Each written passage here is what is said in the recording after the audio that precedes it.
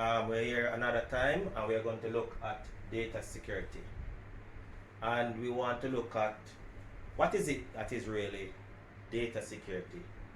So what we are saying here is that data security protects data from criminals or malicious persons and accidental loss or damage.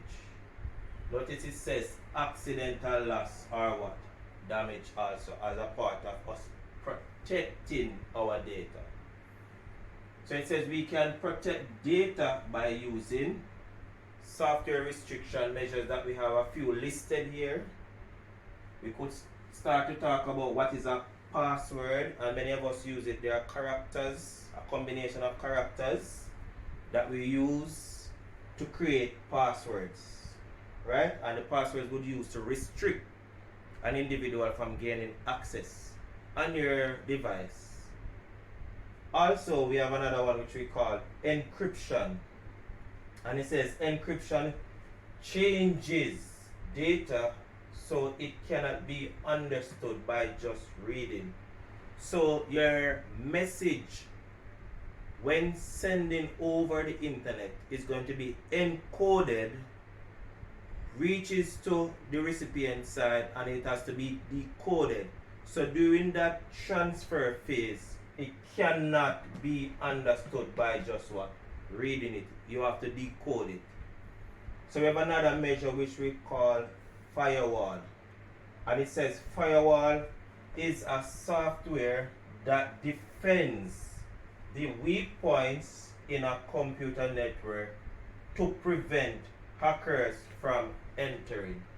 So what we are saying now is that this firewall is part of your computer system, your device. Its function is mainly over your computer network. So it is there to defend your system from anybody entering. Hackers are malicious persons who have intention of gaining access in your computer to do whatever malicious work they want to do or to take your information, right? So the firewall is mainly used over your network, computer network. Also, we have virus protections out there, antivirus software. So your virus protection software, antivirus, is going to protect or protects against viruses. Viruses such as what? Trojan horse. We have worm that replicates, copies your files multiple times, hence creating this endless amount of unnecessary data on your system, which is going to slow down your computer. So we need virus protection that is going to help protect you against what? Viruses.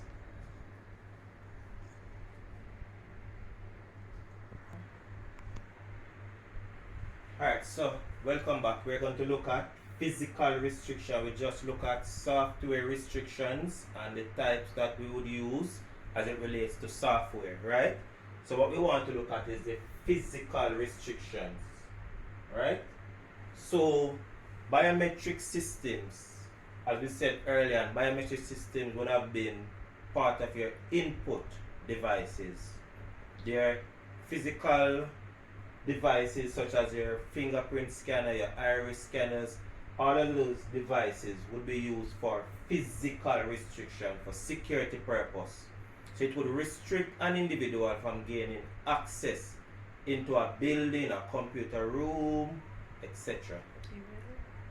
Your laptop, your phone, even though your phones come with fingerprint scanners, I know someone could not just take up your device and just access it. So biometric systems is also a restriction method, and it will help protect your data. We have our old-fashioned ways where we use our regular locks and guards. So if you go into a computer room, you'll find that some computer systems would be locked down by your regular string, cables or so forth that are tied to a desk. Or you can have them being padlocked, as we would say, locked away to a table or a desk. So we could use that so that the physical device is not taken away by theft, right? So we could use locks or guards to protect the system, right, and our data. Also, we can use fireproof and waterproof cabinets. So in certain offices, you would find these cabinets that are used mainly for files, record keeping. So in the event of a national disaster where we have flooding, your files would not be damaged or in the event of fire. So these cabinets will be used to protect against your files, your physical data. Right? We also could look at what we call backup and recovery. So backup and recovery stores a second copy of files and programs. So you're going to have this backup and recovery mentality now. So when you have your data, you must remember that you must store a second copy, a physical copy of it, whether it's on CD, DVD drive, you can put it on your flash drives, right? You need to create, or you can do a printed output from it, hard copy output. So you need to store another copy of those files. So that's what we are saying, backup and recovery. So the recovery side also could mean that if the entire data is lost, you can recover from that second copy.